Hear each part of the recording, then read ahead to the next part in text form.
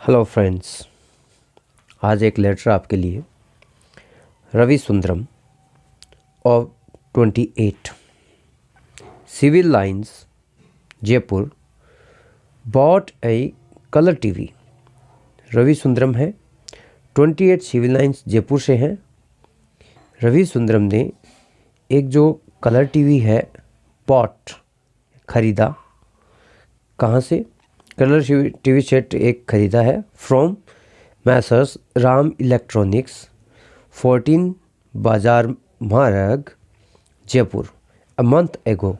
एक महीने पहले इनसे ख़रीदा राम इलेक्ट्रॉनिक्स से। नाउ ही फाइंड्स, अब वो पाते हैं या मिलती हैं उन्हें क्या है कि that the picture changes to black and white, की जो पिक्चर है टीवी सेट की वो ब्लैक एंड वाइट हो जाती है फ्रॉम टाइम टू टाइम, यानी समय समय पर वो पिक्चर है वो ब्लैक एंड वाइट यानी शाम श्वेत हो जाती है। ही राइट्स, वह लिखते हैं लेटर, एक पत्र लिखते हैं टू द डीलर को, ये राम इलेक्ट्रॉनिक्स है इन्हीं को लिखते हैं ये पत्र। कंप्लेनिंग अबाउट द सेम का मतलब ये ऊपर वाली जो कंप्लेन है ये लिखते हैं। एंड रिक्वेस्टिंग हिम, और उनसे प्रार्थना करते हैं to attend it at the earliest, कि अटेंड करे यानी आए वो किसके लिए, इस टीवी सेट के लिए, एट द अर्लीस्ट जितनी जल्दी हो सके, यानी जल्दी आने के लिए इन्होंने लिखा है राइट द लेटर। अब ये हमें एक लेटर लिखना है। ऐसा लेटर आपके एग्ज़ाम्स में जो आते हैं उनके लिए मैं आपको बता रहा हूँ। इसमें साथ में ये भी बताऊँगा कि आपको लेटर को लिखने का तरीका क्या होना चाहिए। अब हम सबसे पहले ये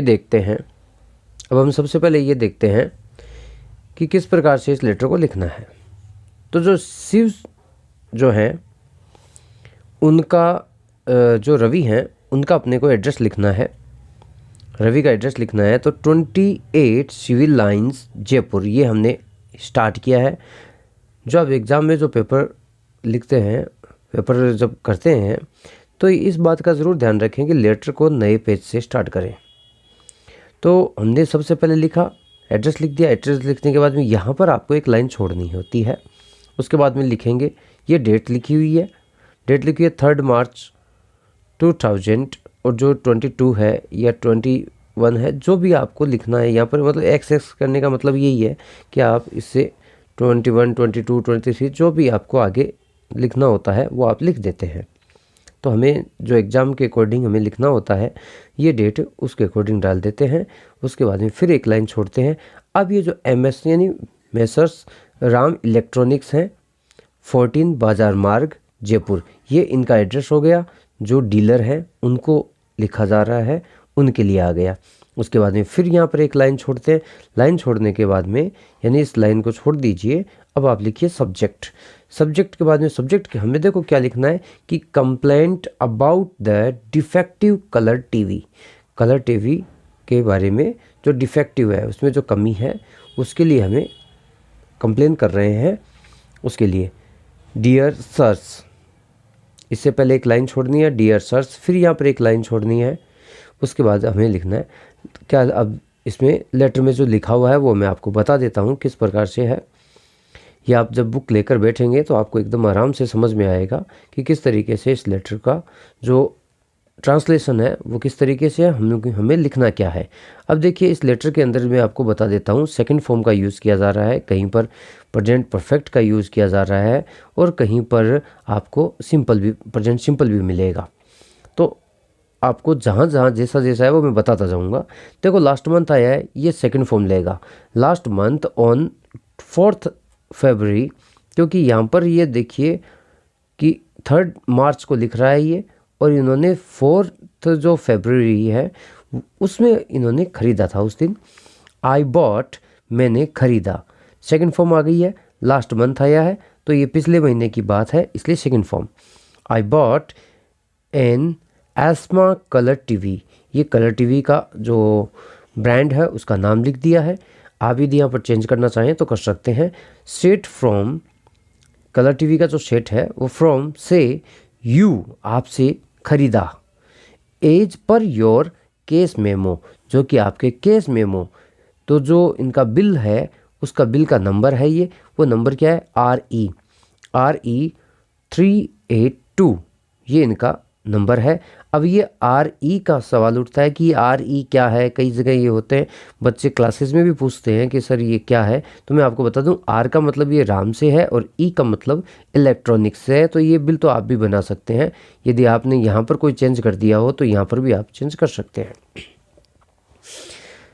382 द टीवी सेट हैज़, अब ये प्रेजेंट सिंपल आ गया है कि टीवी सेट हैज़ वारंटी। अब हैज़ का मतलब ये प्रेजेंट सिंपल, ये फर्स्ट फॉर्म है, ये जो हैज़ है होती है इसका मतलब रखता है, होना, रखना, इस तरीके से है ये।